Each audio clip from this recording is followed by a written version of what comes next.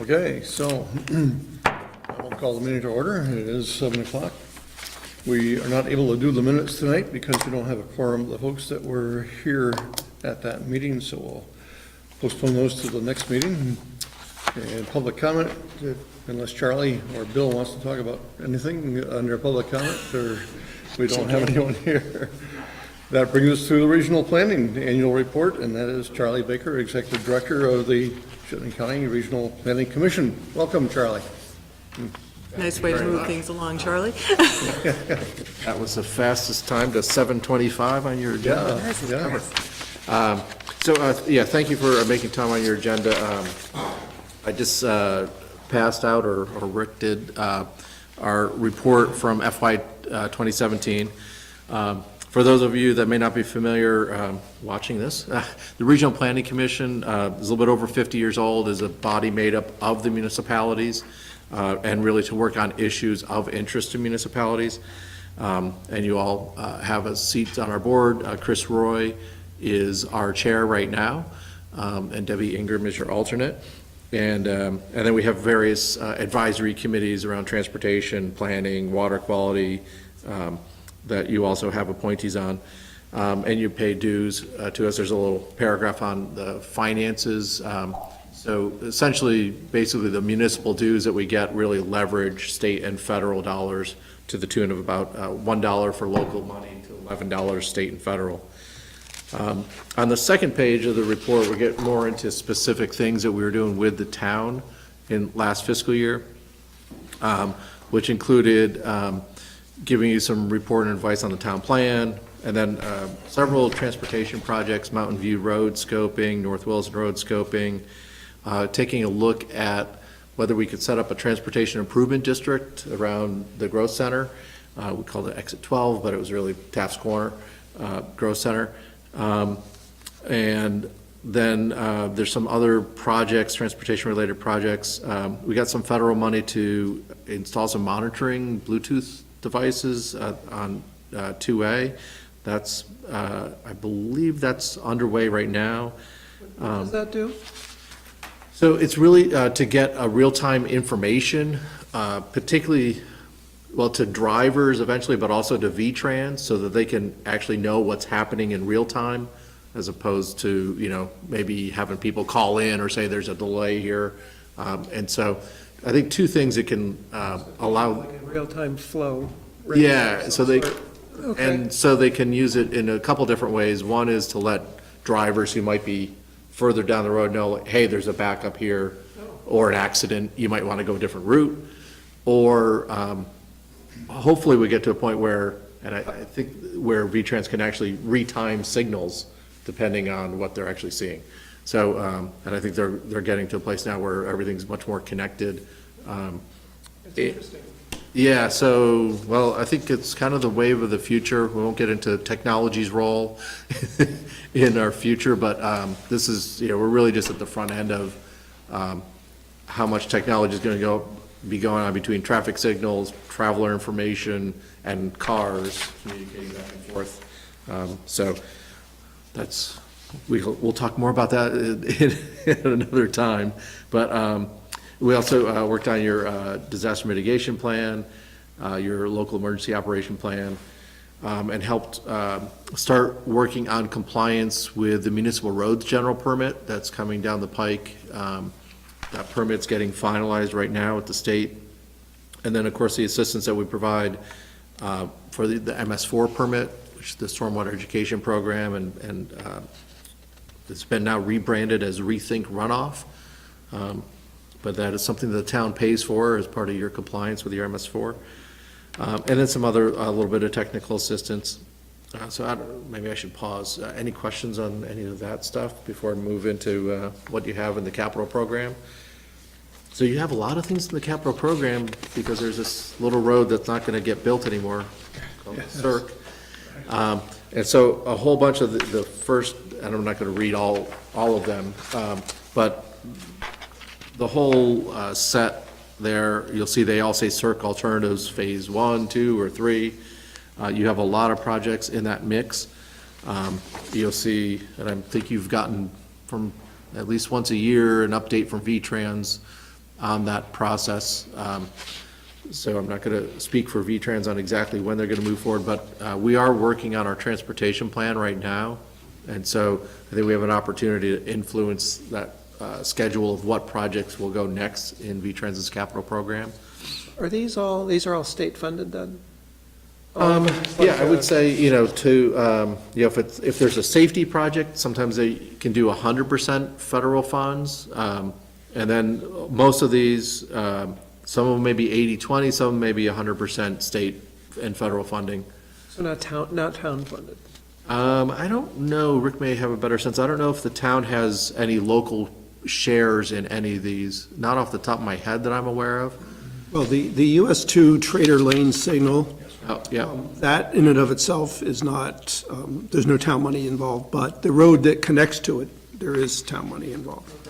And just and most noticed- of it's impact fees, but There's about 30 million at exit 12, just oh, yeah. by itself, yeah. Yeah, so that, that is what came out of the Circ Alternatives, and really, I'll call it a commitment that V-Trans made to the town and, well, to the whole county in lieu of doing the Circ to make these kinds of investments. I can't remember the total now, it was like $120, $140 million of projects in total. Not all in Williston, obviously, some in Essex and Colchester. And then down at the bottom of that construction, the capital list, you'll see some of the earlier ones, James Brown Drive traffic signal, which is scheduled for construction either starting this spring or in FY19, which starts in July 1. So I'll knock on wood. I know that's been a long time coming. And the park and ride, they're looking at starting construction on that pretty soon too, which is, on the south side of the interchange, which I think has gone through the town permitting process, I think is all clear to move ahead. Act 250 as well. Yes, it did. The next couple pages are kind of a bulleted list of different things that we've been doing, that we kind of call them region-wide. They're not necessarily specific to any town. Everything from a legislative forum to annual reports on our ECOS plan. We updated our demographic forecast, been working on regional dispatch, the hazard mitigation plan I mentioned, transportation demand management efforts, the active transportation plan, energy plan, neighbor rides, the opioid alliance, building homes together. Can I ask what the ECOS plan is? Sure. So ECOS is really the brand that we put on our regional plan. So it started off meaning environment, community, opportunity, and sustainability.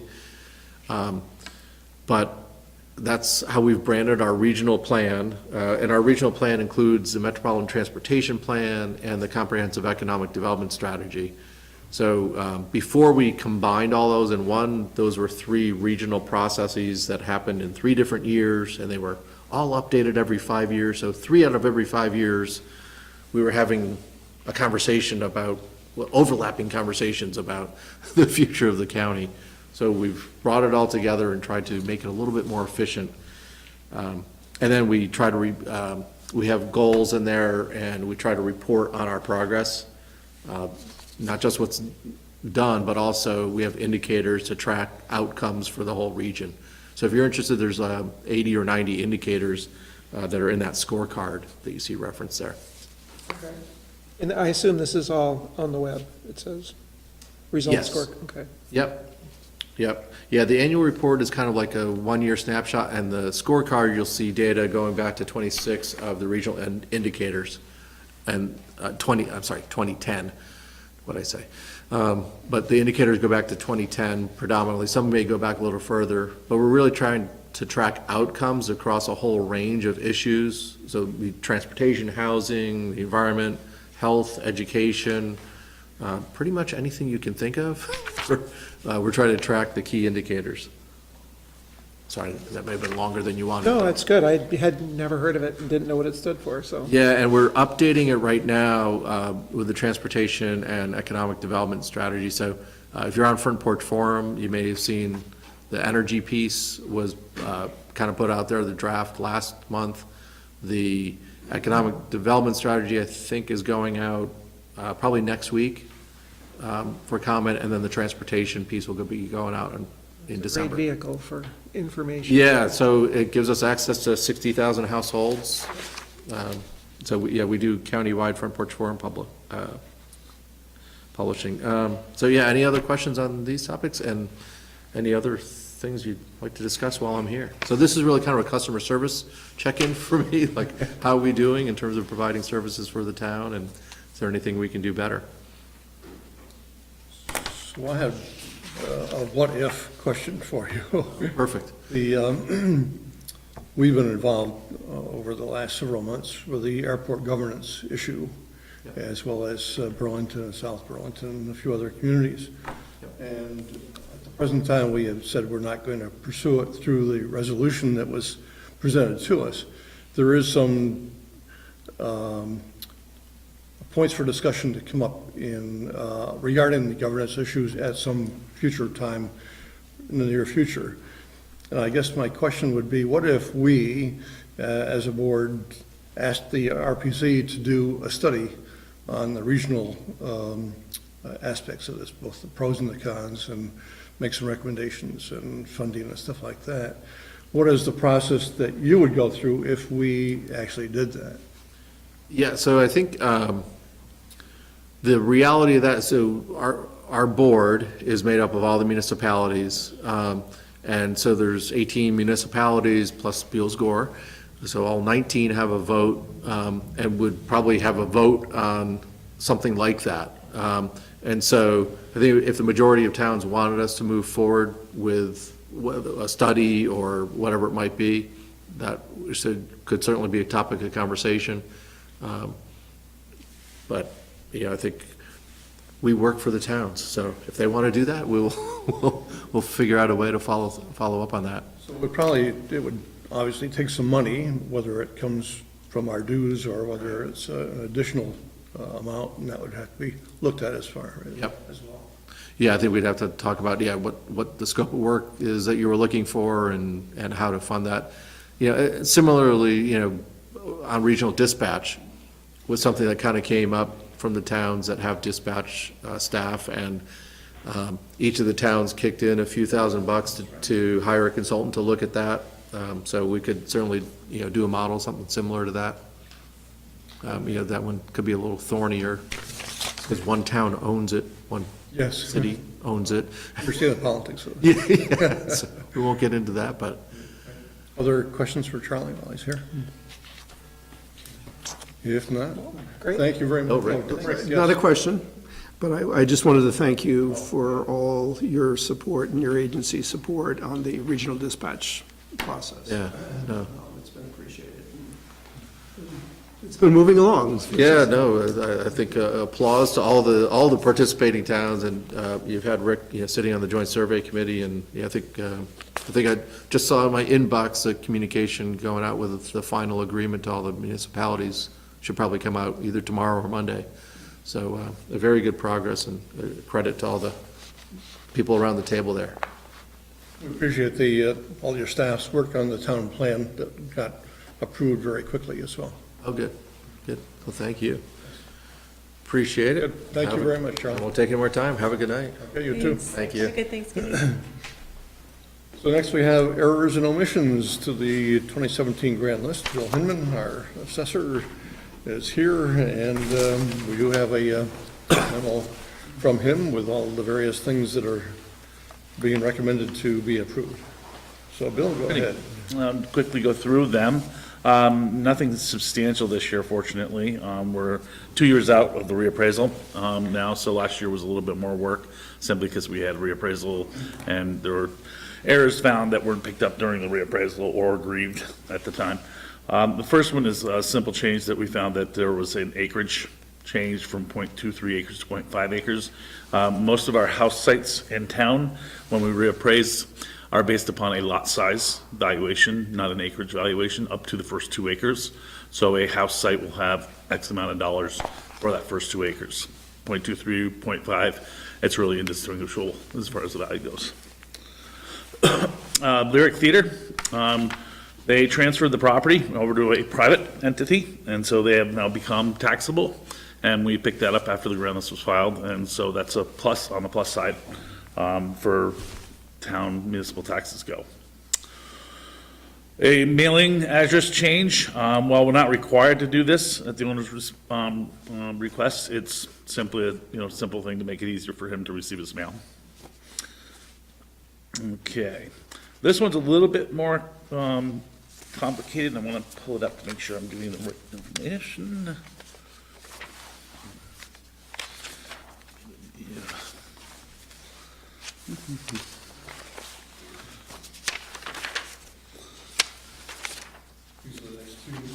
Yeah. Yeah.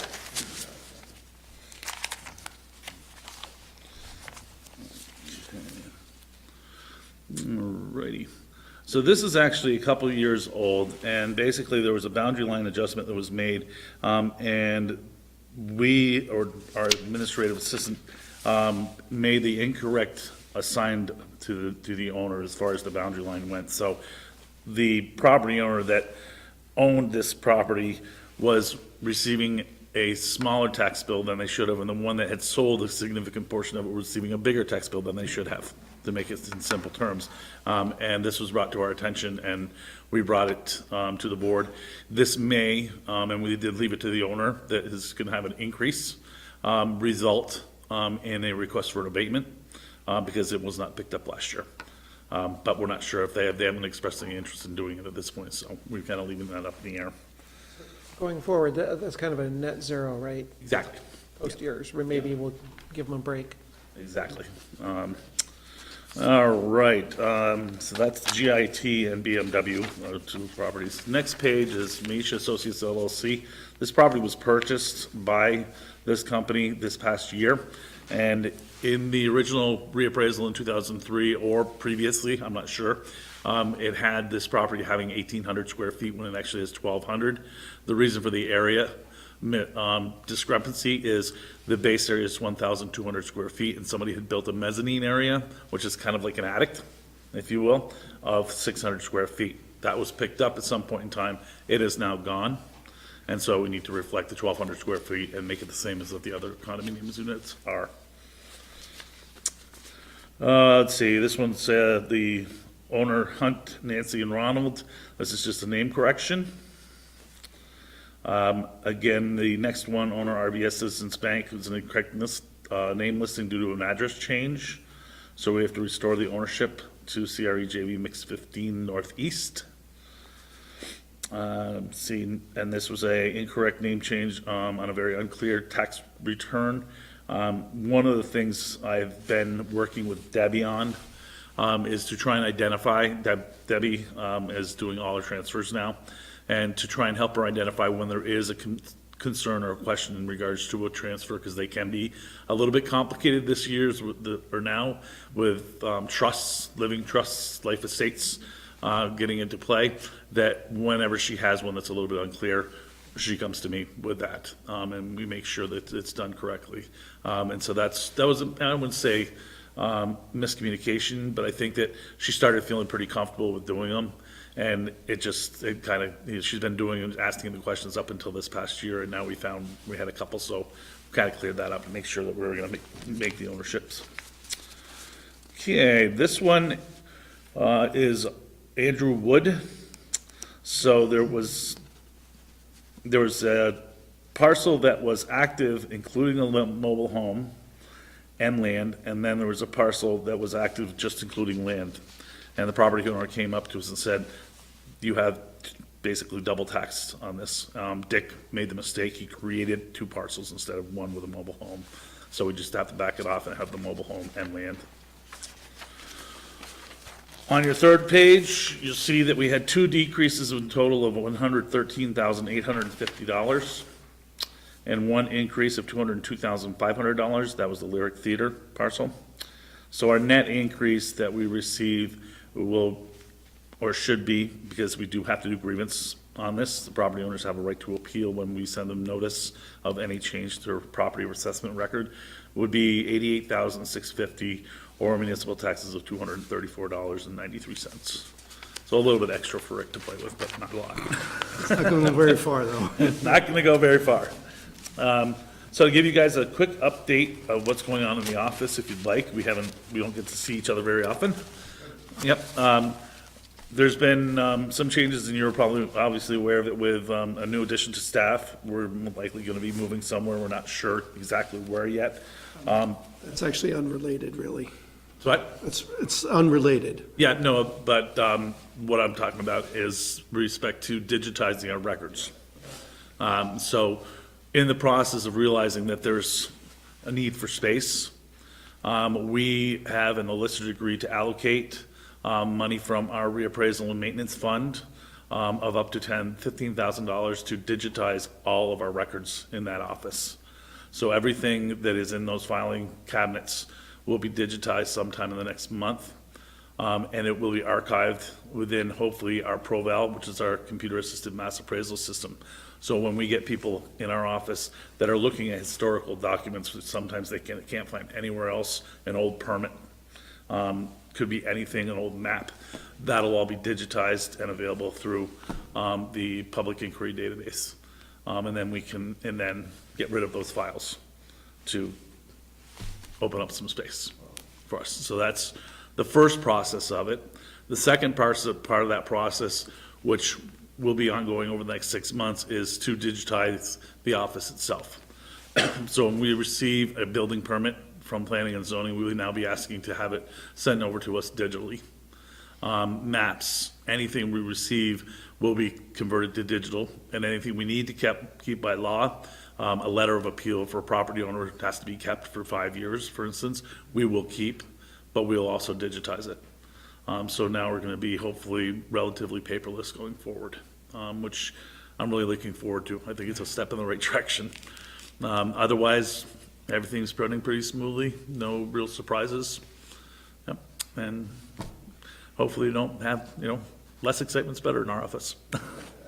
The one issue that Bill was alluding to is we're at some point, we're going to be moving offices around a little bit. We're going to be moving the finance office upstairs and the lister's office downstairs.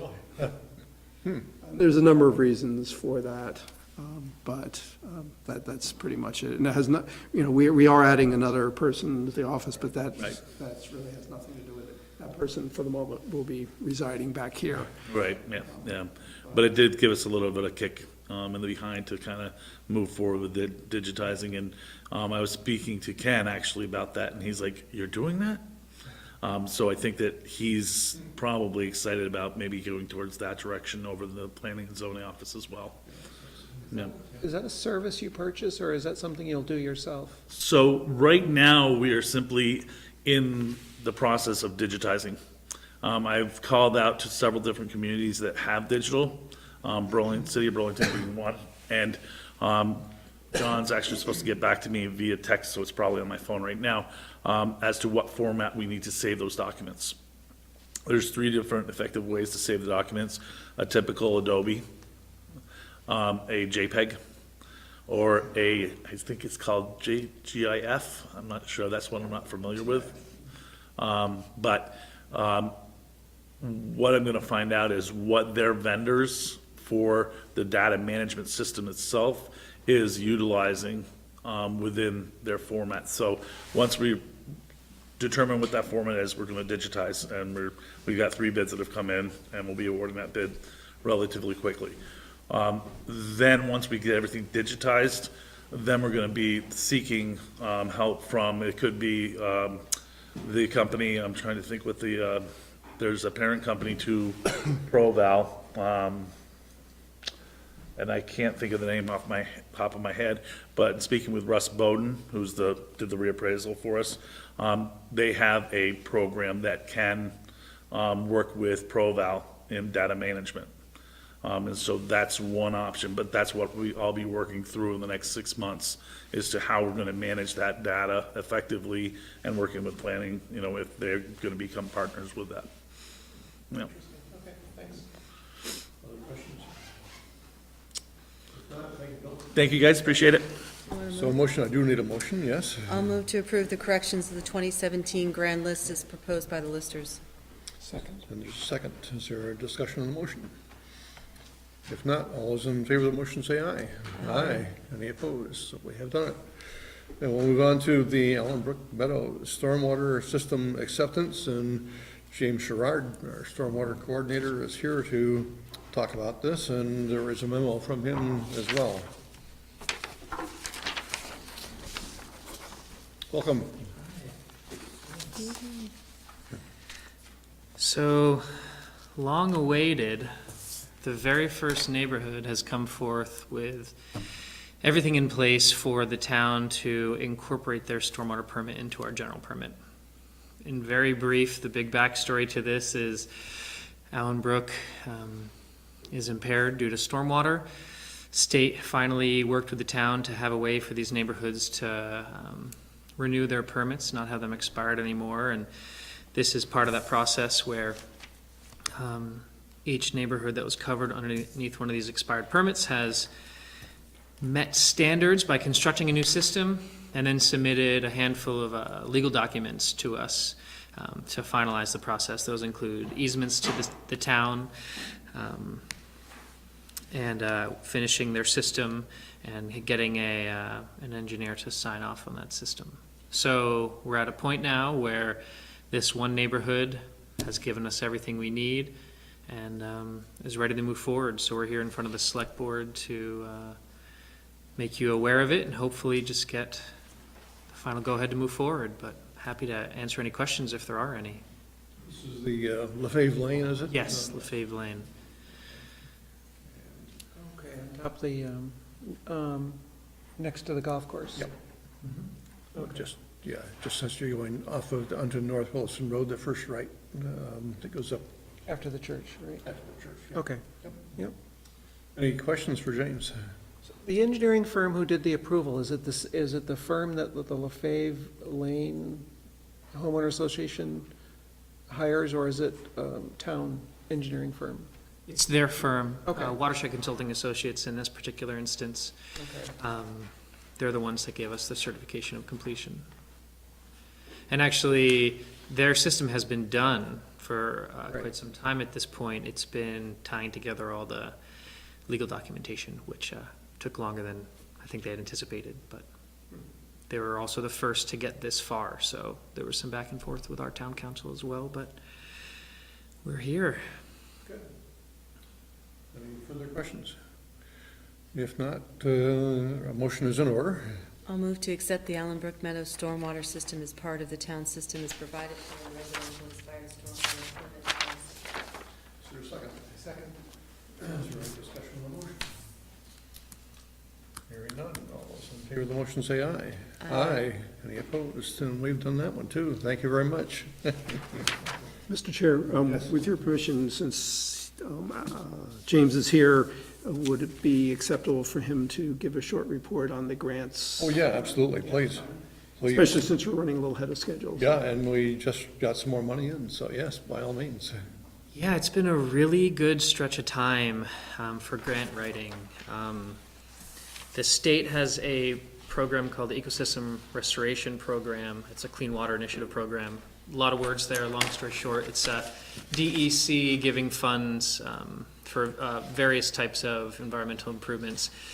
They have been focusing on stormwater, mostly because of how important it is becoming with the Lake Champlain TMDL being finalized. That's driving a lot of the funding statewide. So a combination of us being a MS4 municipality and this new sort of spearheading at the state level to get funds to stormwater programs put Williston in an excellent situation to get grants. The reason we're in such an excellent situation is we were the first to submit a draft FRP back in 2012. We hit the ground running with our most recent FRP, one of the projects of which you just approved for us to incorporate. And we had arguably the largest number of shovel-ready projects out of any municipality. And that has shown itself in the fact that we have now received 6 grants for 7 separate neighborhoods to perform their stormwater upgrades.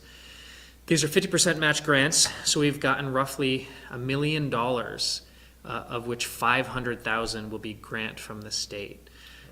What's extra exciting about that is the select board this past year also initiated the grant program for these neighborhoods that are participating in our flow restoration plan, which means that $500,000, once all the projects are completed and all those funds are received from the state, we're going to redistribute them to the neighborhoods that are participating in this program. And that's a lot more than I would have bet on a year ago.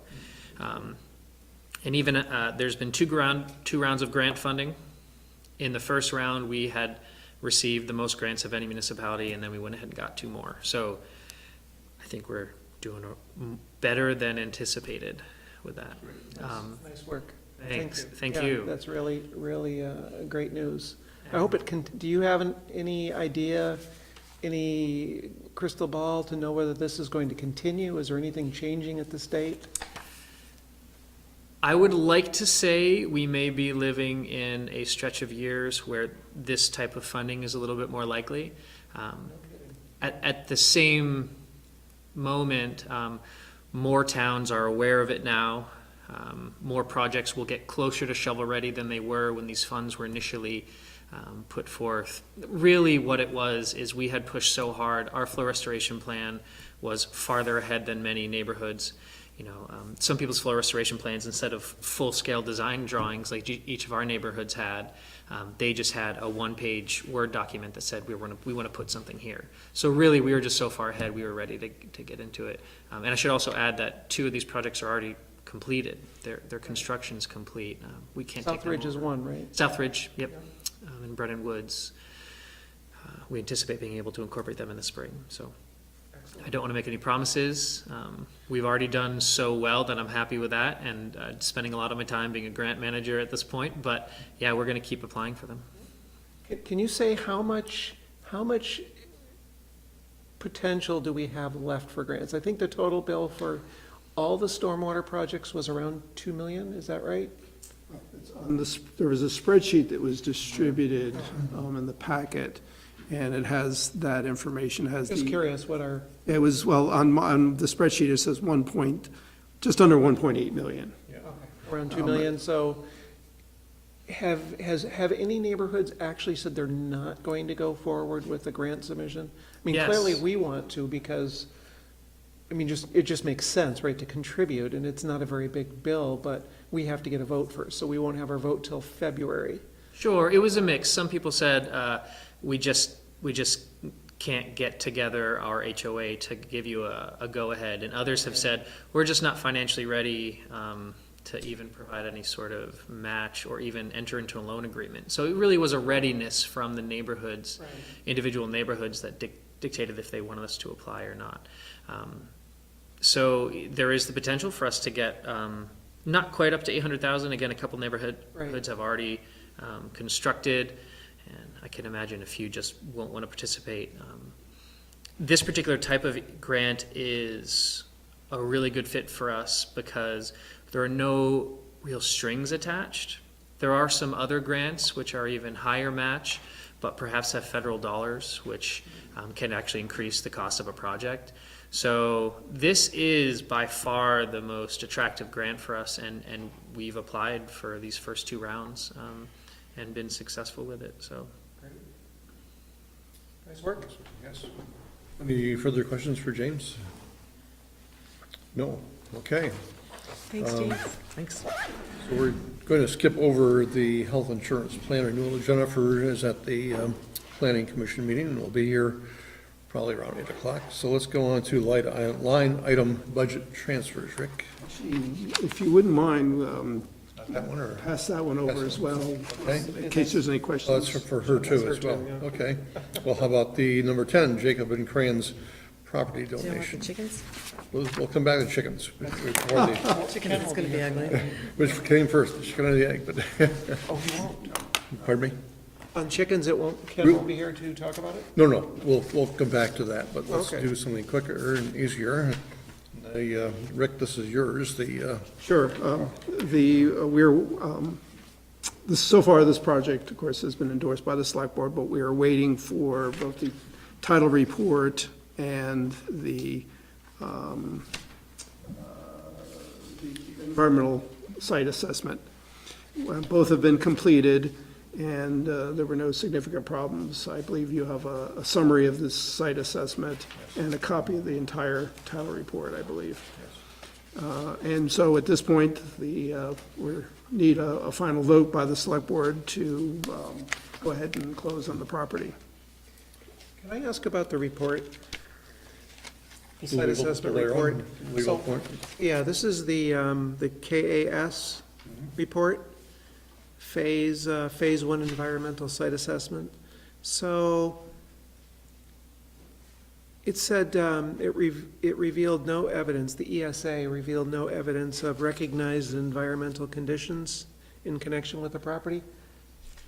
What does that mean? Does that mean they actually did site assessments, like, bored holes and tested soil, or they just looked at records of past? Phase 1, they do not do physical on-site investigations, so they just do records check.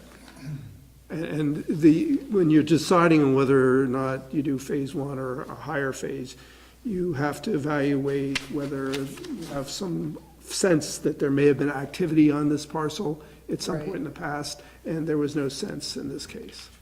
So that's why we did a Phase 1. So what's our liability? I mean, the property isn't necessarily useful, right? It's kind of behind some current developments or areas that has no road access, right? It's underneath power lines. Right, there are certain limitations that do limit it. And I think there is potential for gaining access, but we don't have that right now. Okay. So the value to the town of owning the property, remind me again. Well, it's a potentially valuable asset because it does border the Allen Brook. And I think we do have potential for future access. And there's no liability concern because of soil contamination or anything?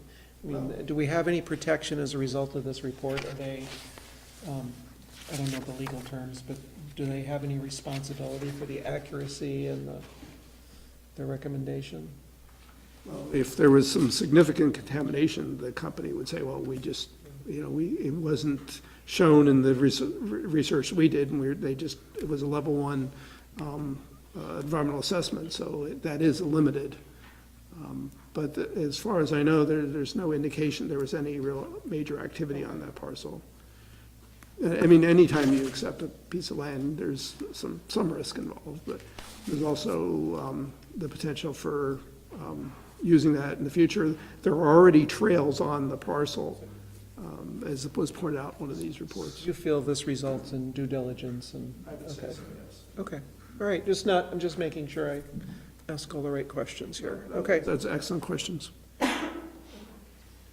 It mentions in the attorney's opinion that they've paid the first tax installment, but in the second installment was just due. How do we deal with that?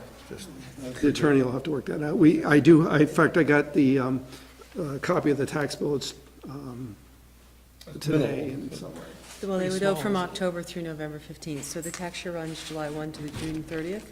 Your installment, so your first installment's going to be July, August, September. Next one's going to be October, November, December. So they will prorate one way or the other to make sure that that's done, possibly unless the agreement says otherwise. Says the real estate attorney. no, you're right. That's absolutely right. It'll just be prorated. And Good. it's not a lot of money anyway. No, it's not. We talked about that last time, right? It was a fairly small, insignificant. Yeah, tax, I but just must be wondered if- because of accessibility or. Yeah. Well, the installments are $236.44. Yeah, they're not- That's So, Yeah, they're not great. every 4 months. 3 months. Three Three months, months, okay. yeah. I'm sorry, you're correct, for 4 months at a time. Okay, 4 months. But the last one was due November 15th. Plus Yeah, $7,000. okay, sure. Any further questions, Rick, regarding this? If not, there's a motion to be acted on if we wish I to. move to authorize the manager to sign all necessary paperwork to finalize the purchase of a 29-acre undeveloped parcel near Essex Road, and to accept the deed for this property currently owned by Peter L. Jacob and Lloyd R. Krantz. Second? Is there any discussion on the motion? If not, all those in favor of the motion say aye. Aye. Aye. Any opposed? So we've done that. And Jennifer is here right on time, so we'll look to her to talk about the health insurance plan renewal, and then after that, line item budget transfers. So, Finance Director Jennifer Knelly. We also have financial reports, so maybe she can fit that That would be into. good to do that at the same time. Yes. Great, so health insurance for, it says fiscal year 2018, it's actually calendar year, so our health insurance is on a calendar year. So we did receive our increase, or our premiums and plan, from Blue Cross Blue Shield. I say we received our increase because we did receive an increase this year. I've yet to see health insurance costs go down, which is unfortunate. But we did see an increase for both our premium and our deductibles that our employees have to pay for each plan. The premium we were expecting, we had budgeted for a premium increase because we've been continuing to see premium increases. The change in deductible was not something we had planned on. As you can see in my notes here, we started this plan in 2016, and this is the first time that we've seen a change in the deductible amounts. And it's due to the actuarial value that the plan has to maintain. In order to stay a gold level plan, it needed to have a certain mix of deductible versus premium, and that is where we ended up. So for this year, a single person, the deductible went up $250, and for a family, it went up $500. Rick and I talked about this because we got this information in mid-October, and we have to do our open enrollment period in November. So there wasn't a lot of time at that point to go out and look for other options. And so we felt for this year, we would ask that the town pick up that additional deductible in the HRA accounts for employees. And then we are going to look at other options for this upcoming year, and really trying to find a plan that meets our employees' needs, but also is fiscally responsible. We can't continue to come to the select board or the taxpayers and say, can we fund more of this? Because each year it's a large expense for the town, yeah.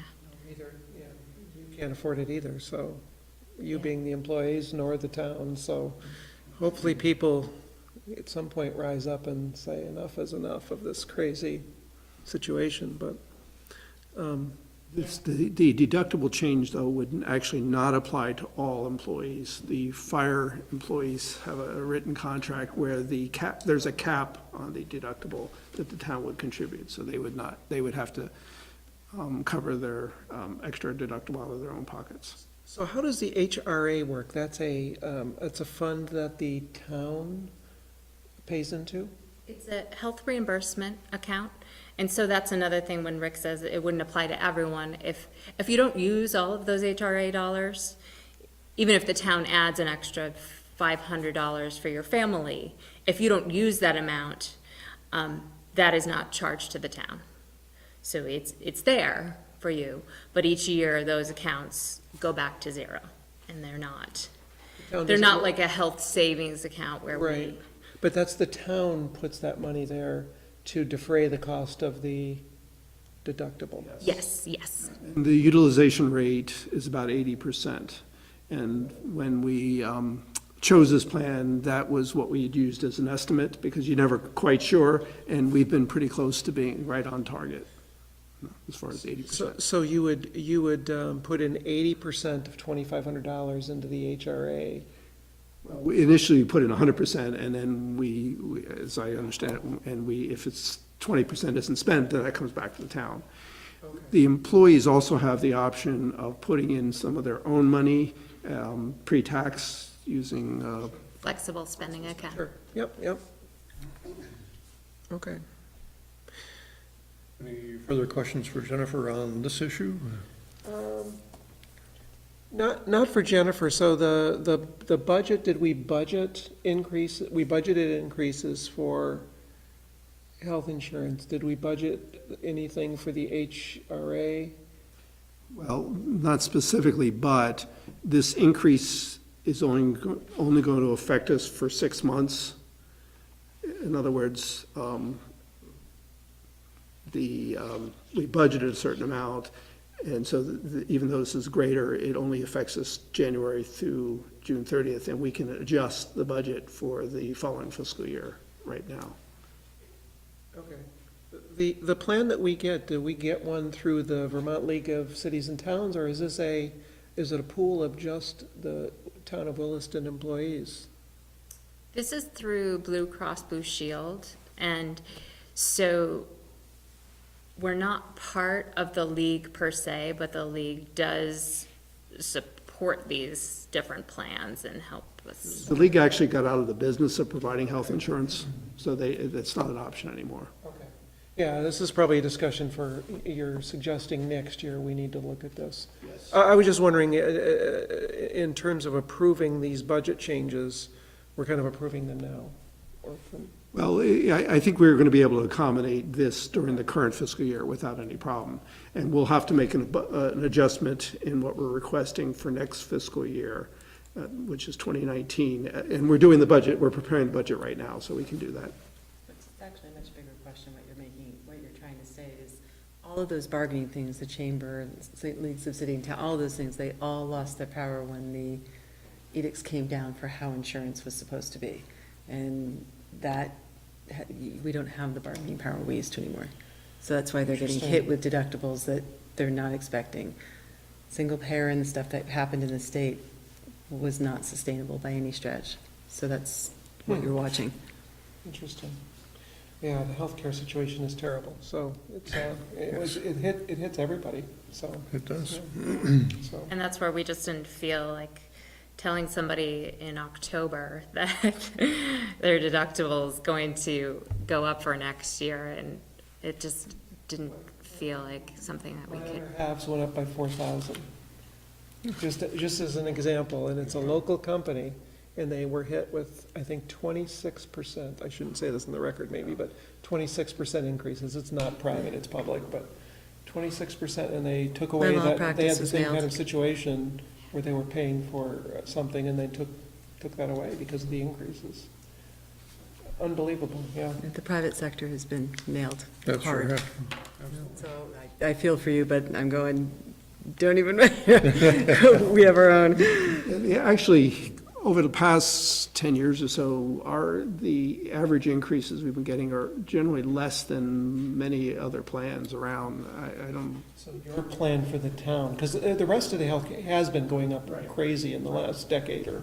this is one of the largest increases we had in a long time. And it sounds crazy, but, roughly 10%, that is a lot, but it's, as you point out, there's far bigger increases happening in other plans. I guess maybe averaging over some time, maybe you've done well, so. A number of years ago, we did have the plan through the League of Cities and Towns, and we were faced with like a 40% increase, and decided not to do that. And so Well, they probably can, just about nobody can bargain with health industry. and we were able to do something different as far as the health plan at that time. Any further questions for Jennifer? If not, we need a motion on this. I'd move that to approve the proposed line item transfers as, move to authorize the manager to sign an agreement with Vermont Blue Cross Blue Shield to provide the Blue Rewards Gold Consumer Direct Health Plan to eligible employees effective January 1, 2018. Is there a second? Second. Is there any discussion on the motion? All those in favor of the motion say aye. Aye. Any opposed? All right. But if you want to approve the line item transfers. Yeah, we'll need to do that too.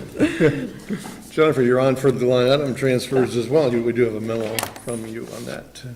So this one is pretty straightforward. This one is an ask that we do every year of the select board. We budget a portion of wage increases in discretionary funds. And what we're asking for now is to take those discretionary funds, now that we know the increases within the individual departments, and spread that out amongst the departments. There is no overall increase to the budget, it's just moving it from one line item in the budget to the various different departments. We have a chart here to show all of the recommended transfers as well. So are there any questions for Jennifer regarding this item? I always have questions, sorry. No, that's fine. Questions? So when I look at this, I look at water department charges, sewer department charges, so those are for departments of people, or is, Those are wages for, But, yep. so when you talk about the water department, that is, what is our water department staff? So they have 4 people in water. Okay. And they do water and sewer. So we split half their time between water and sewer, because it's the same crew going out to the same projects. They also pay a portion of clerical staff and director salaries and, billing and items like that to run those utilities. The whole concept here is to, when we're preparing the budget, November is when the operating budget starts, December, and then the board reviews it December, January, and approves it. It's quite a ways in advance of when we actually spend the money, and often the select board really don't want to set wages until just before the beginning of the fiscal year, which is July 1st. And so what we've done traditionally is put money in a little pot called a reserve, or I don't know what it's called exactly. Discretionary account. And this particularly was also helpful with union negotiations, where you don't have the contract resolved until after the budget is approved. For example, we start union negotiations with fire this spring, yet their new contract presumably will go into effect July 1st, 2018.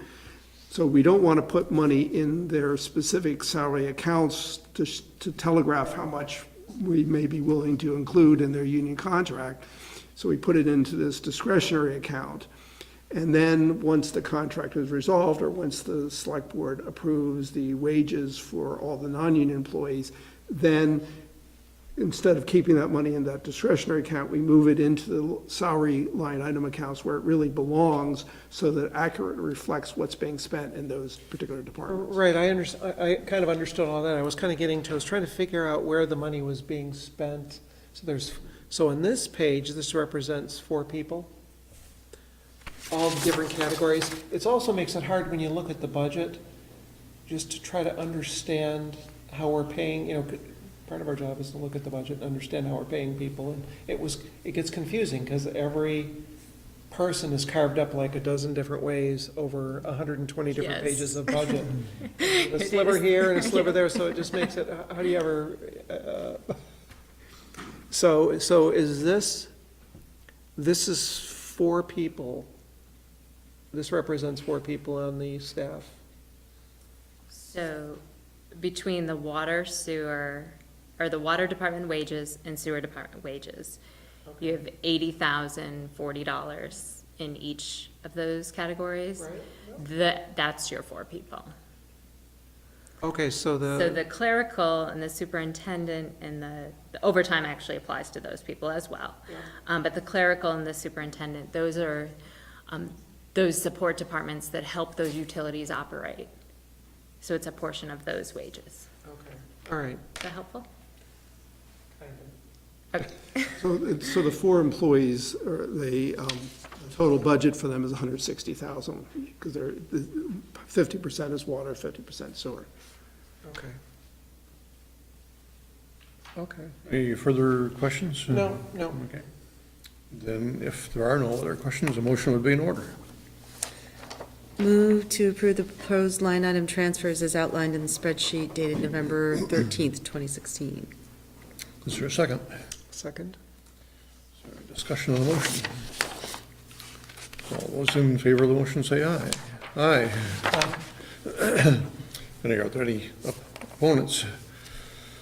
Then hearing none, then we'll move on, to the financial report before so you can get out of here and go back to your other meeting.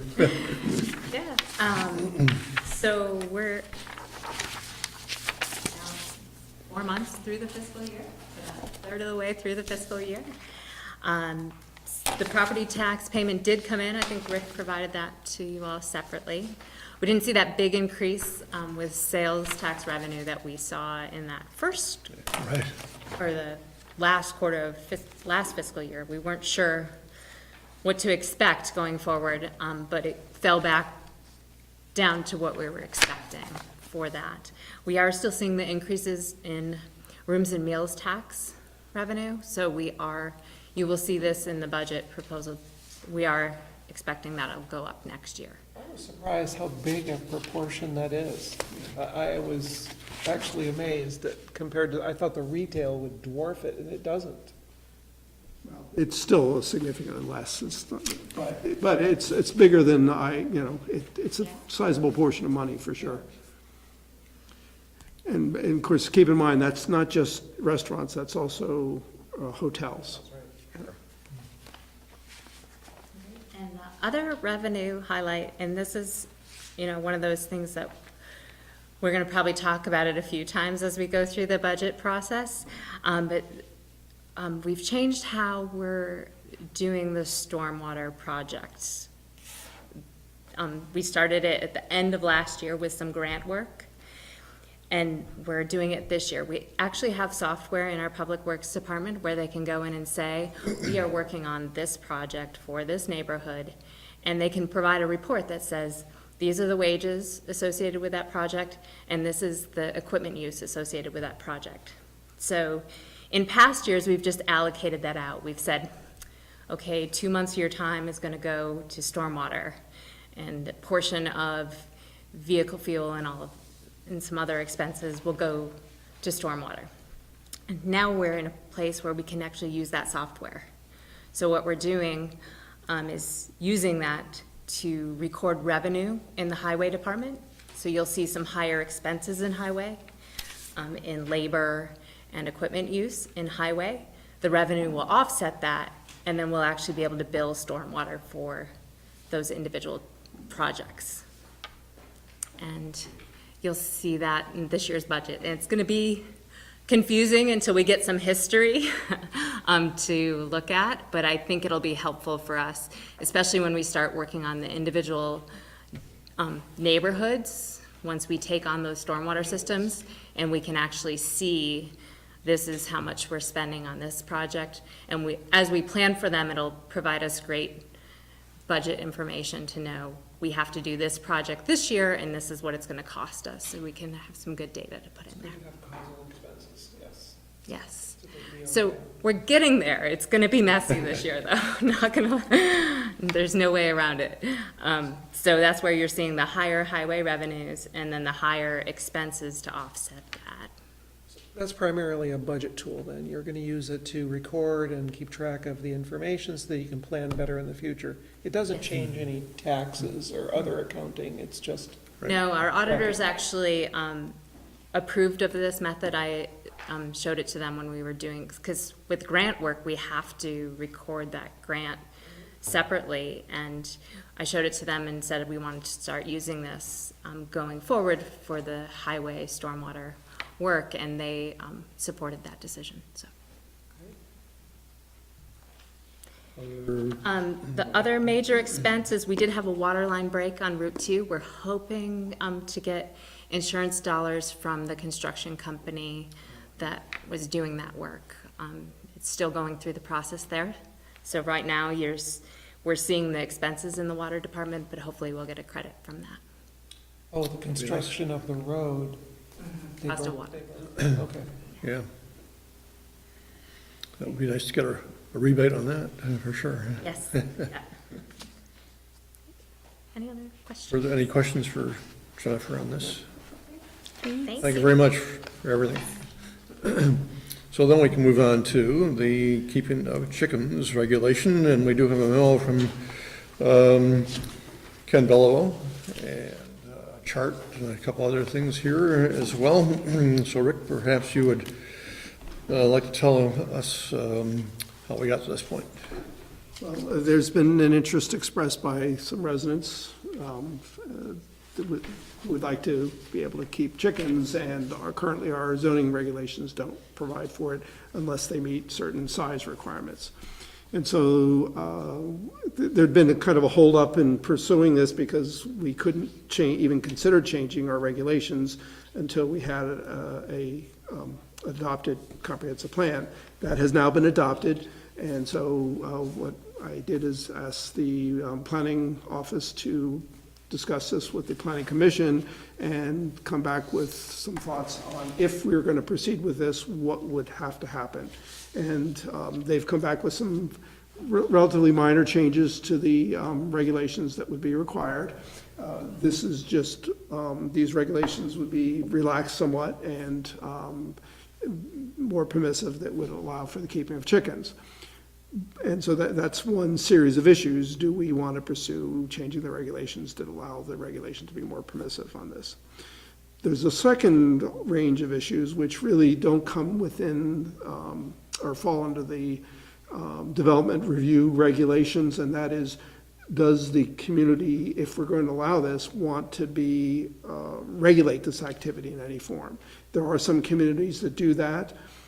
They have specific ordinances as it relates to keeping of chickens. There may be health concerns, I don't know all the issues, but, and so the zoning regulations are not necessarily the proper mechanism to provide that type of regulation. A separate ordinance would be. And so that's a second series of issues. If the board does want to become more permissive, then do we want to also regulate that? Because you don't have to. You can just leave it unregulated and see what happens, and then if there's a need, you can, consider adopting regulations at that point in time. So those are some of the issues the board has at this point, and so the staff's just looking for a direction from the board.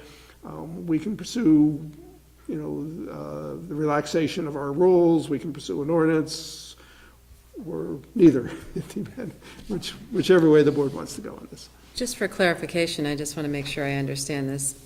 If you live in a PUD now that has covenants and restrictions with it that prohibit that, any change that you're doing here would not overrule that, correct? That's correct. So really, you're talking more about the village proper?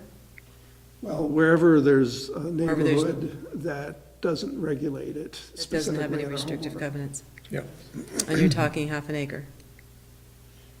Less than 1 acre. Yeah, less than 1 acre, or Less than 1. most of the parcels are quarter to half acre. Thanks. So my thought on this is that I think we should pursue the zoning change, but hand in hand with an ordinance to regulate what Yeah, happens. as I say, I don't even want to consider this without regulation of some sort, Absolutely, right. and, yeah. And in order to do that, I think we need to have input from the Agency of Agriculture and the Department of Health for public health purposes. I think we need to take a look at other towns that have ordinances. I know South Burlington does. I remember seeing that a couple of years ago.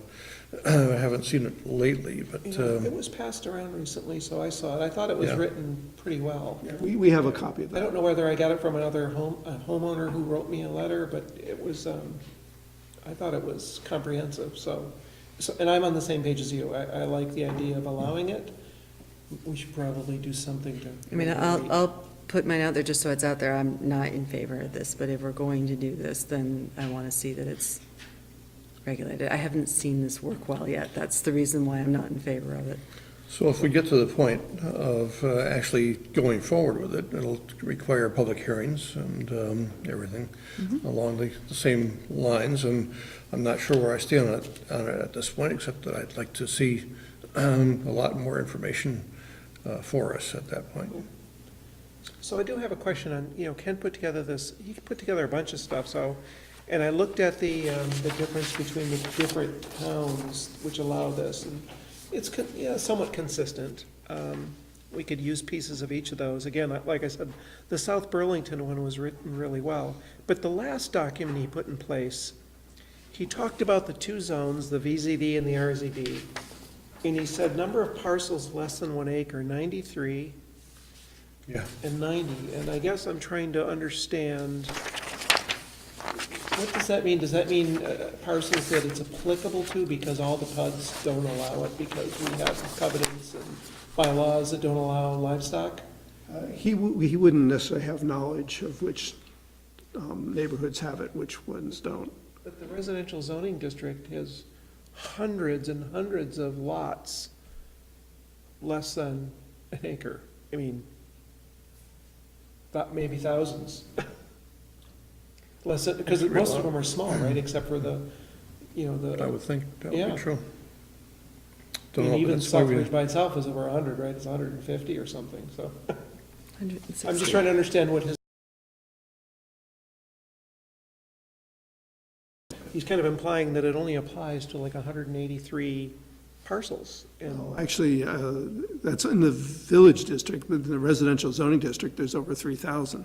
no, and the number of impacted lots, the number of Oh, I see. parcels less than 1 acre. Oh, I see 90, okay. Yeah, it was just confusing, so, and I was also confused about what is he making a recommendation here, or these are options, or, If the board is pursuing a change in just the development bylaws, there is a recommendation here on. Option number 7. yes.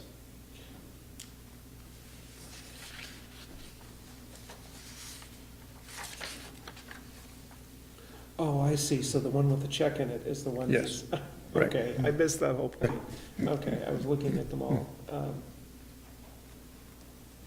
So we have some citizens here that I think they probably came for this particular purpose, and if you'd like to weigh in, we'd like to hear from you. The reason why we showed up is that I'm a teacher over at Williston Central School, and we've been discussing and talking a lot about sustainability and raising your own food, and that's something that's been really interesting to the students. And so we've just been pursuing this, realizing that, Williston's one of the only towns in Chittenden County that's limiting residents from growing their own food through eggs, mainly with the female poultry. That was our main interest of changing the rules because of that. Good, thank you. One of the other things that would come into play on this would be enforcement of any ordinance that we might have as well, so we would need to think about that at some point as well. So it sounds like the board is interested in pursuing both the change in bylaws, but I'm guessing that they kind of have to go hand in hand. Did you, I know that Jeff weighed in. Did Ted weigh in? I didn't happen to see anything. Didn't see anything from Ted on this at all, but Jeff did, and Yep. he He would was like to go inclined to forward pursue. with the bylaws changes, and probably for the ordinance as well. I would suspect Ted would feel the same way, but I would never speak for him. Don't know either. Haven't had a chance to talk to him. The reason I bring that up is if you were interested in just the bylaws and maybe separately the ordinance, then you could move forward with one without necessarily the other, but I'm guessing that's probably not, I'm not in favor of yeah. that. So we'll try to run a parallel path then. To me, I think it matters a little bit what his numbers meant, because if he's really just talking about disconnected small lots, I'm wondering whether there's really a neighbor problem or not, because when I think about neighborhoods, I think about where Southridge or, where, I think all three of us live in a neighborhood of some kind, and, having chickens in every house in the neighborhood probably wouldn't be a great, but I don't think that's, and they're not allowed, I think, I know, not in Southridge, because I lived there once, and not in the one I'm in now, so, We can ask Ken to clarify. Yeah. Sure, yeah, I will do that, yeah. because that would, to me, that would make a difference in how I would view the necessity of an ordinance, I right? don't see anything narrowing that down. I don't see any limitation whatsoever. That was what brought me to the ordinance so quickly, was there was no limitation, and this is the way I'm reading it for proposed bylaws. Okay. Yeah, but understand your question, and I'll get it clarified. Great question, but Yep. based on this, I don't see it that way. So we'll have lots of opportunity to talk about this again. Any other questions or comments regarding? Well, so how are we going to, so we have to wait till we get more, Staff will do some research on this and okay, so present. Yeah, and there's- awesome work now. Yeah, and there's some, yeah, right, there's some samples out there, as you pointed, South Burlington's got a plan, an ordinance in place, and we're not gonna reinvent the wheel. So it's drafting an ordinance and it should be reasonably simple, and we already have proposed amendments to the bylaws. So this process doesn't have to take too long, this next step. The only thing would be, it sounds like well, Terry mentioned that you'd like to get some people in, maybe to provide some guidance to the board and things to look for. So it'll be just a matter of trying to coordinate schedules and figure out who in those agencies would be best to come and visit with the select board. When people talk about chickens, I haven't actually asked, all of these people, many people, more people wrote in than this in just about anything that I've seen letters on. They're raising chickens for the eggs, not raising chickens to slaughter. Or could it be both? Well, if you have them, you could do both, but Yeah. they're, presumably, it's for the eggs, For but the that eggs. is not, you're not limited to that. Right, Right, because many of the towns have a no slaughter and, what do Yes. you call it, visible, right, right. So that's a, I'm particularly interested in the health ramifications. Yeah, me The health too. risk ramifications, because there are a lot. yeah, there certainly are.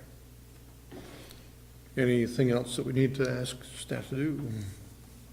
No? Okay. Then we'll go on to the manager's report.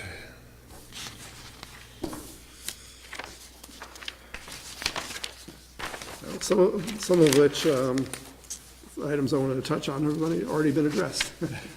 So there's only a couple items I wanted to maybe enhance my written report a little bit with some verbal comments.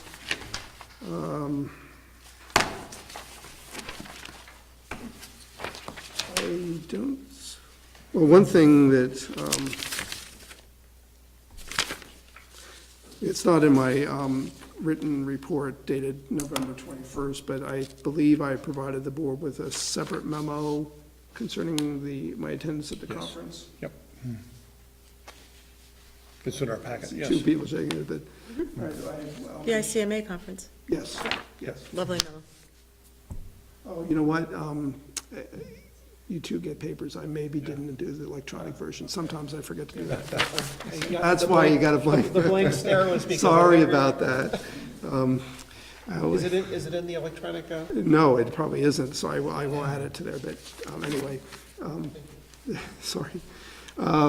So that, yeah, that's, it was a very interesting conference, and I had an opportunity to chat with managers from all around the world, actually, and brought a lot of interesting ideas back, so.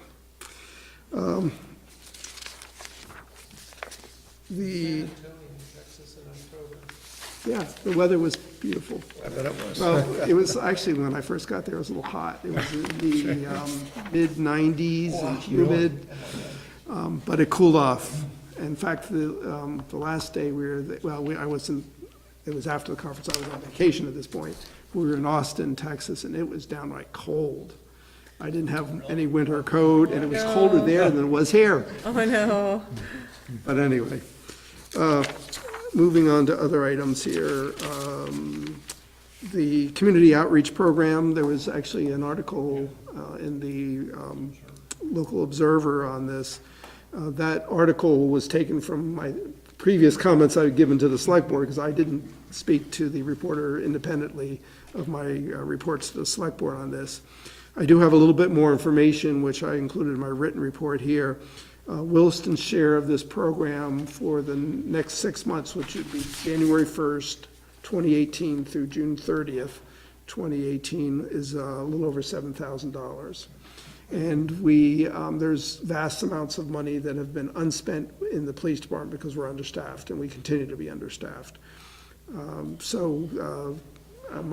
What I'm suggesting, and I will put this as a formal agenda item probably for the December 5th meeting, is that the money be approved by the select board out of the existing money that we have in the police budget to pay for this service.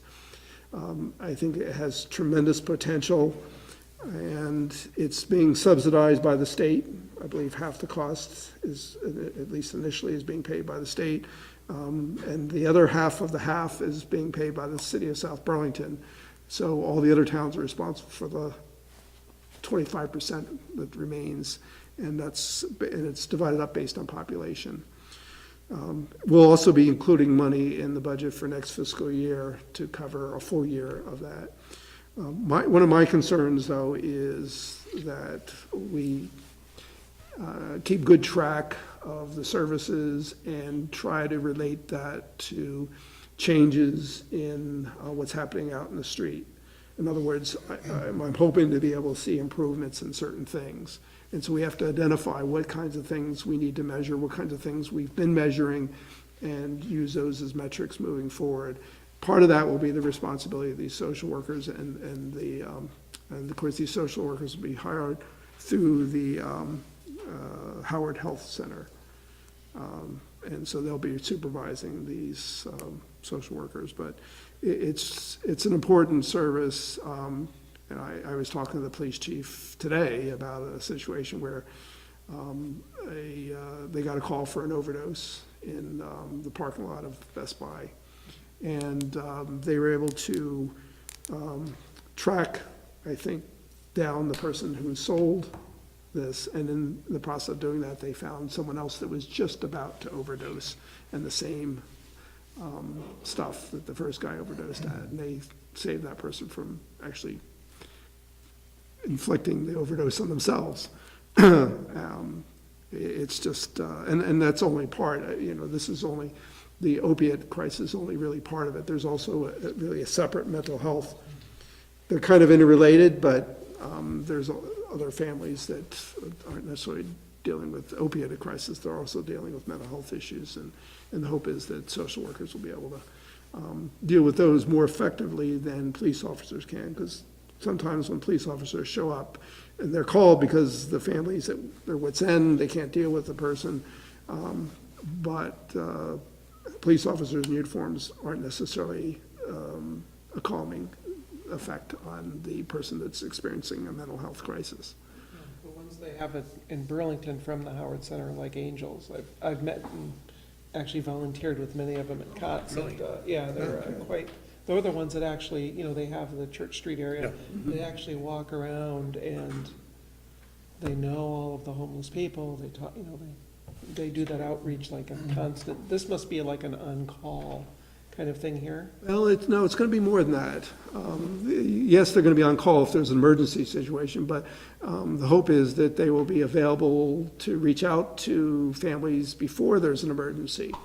Because you can identify the families that are experiencing mental health issues. Not everyone, obviously, but there's some that are kind of recurring situations. We also have a homeless population in this community. I've talked to some people recently, and they're estimating it's between 10 and 20 people. So it's, that we have that, and then on top of that, the opiate crisis. Statewide, the number of suicides is on the rise, and that's a concern as well. So there's lots of different pieces here that involve our police department. They also involve our fire department, ambulance squad, and neither group are social workers, and hopefully with involving another level of assistance, we can mitigate some of the issues that these people are dealing with. It's not going to solve the problem totally, but it might be able to help. So this will be coming back for future consideration by the board. And another item coming up for future consideration is regional dispatch. The survey committee, of which I am a member, voted unanimously to recommend to the select boards of each of our prospective communities to participate in the formation of a union municipal district. The agreements, which you've seen earlier versions of it, have been finalized, and as you heard Charlie Baker, we should be getting a copy of that shortly. It's gone through a review by the state and a number of attorneys.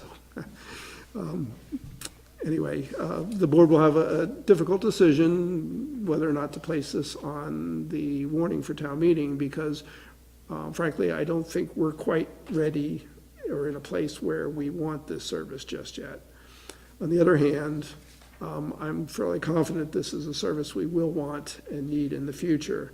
And so do we want to jump in and participate in the formation of this union district? If we do, we don't necessarily have to become a paying member, and that's a separate decision. Right.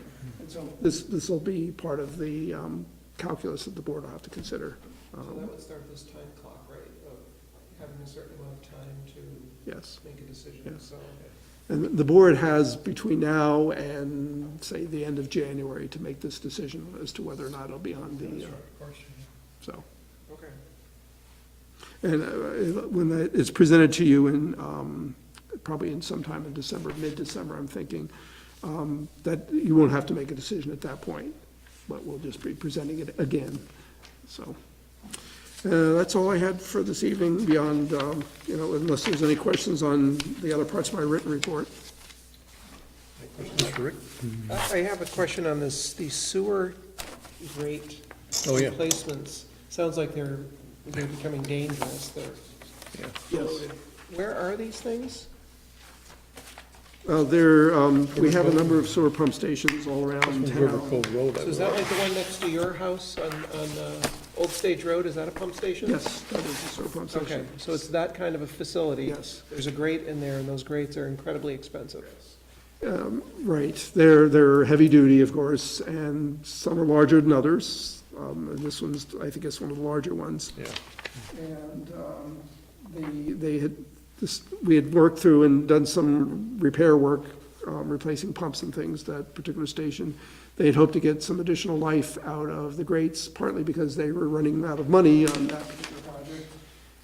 But turns out the extended life didn't really materialize. One station, that's the cost. Yeah, each station, when we do a renovation, it's, maybe Jennifer can help me with the number, but it could be as like 300,000, 350,000 to totally renovate a pump station. We try to do one every other year. This is the final one that takes it from the town to the plant down on River So it's Cove. a significant. Yes, yes, it's one of our largest ones. Other questions for Rick? If not, other business, I just have a couple of quick ones. We had a letter from the Vermont Municipal Clerks and Treasurers Association. They said it was with great pleasure that I write to tell you that your town clerk and treasurer received 2 awards from the VMCTA at our annual awards banquet in September. Deb Beckett completed the requirements for certified Vermont clerk cum laude and certified Vermont treasurer cum laude. So congratulations to Deb on that. I received a letter from the Agency of Transportation regarding the public hearing that they had on the park and ride, and Rick will be distributing that letter to you by email tomorrow or next day. So that's the one up at exit 12? Yeah, above On the the exit. south. Yeah, south of exit 12, yes. That's been in the planning stage for 20 years, probably, but we're finally getting close to building it, I believe, so, yeah. Any other business to be brought forward tonight? If not, then we're adjourned. Nicely done. Wow, good timing.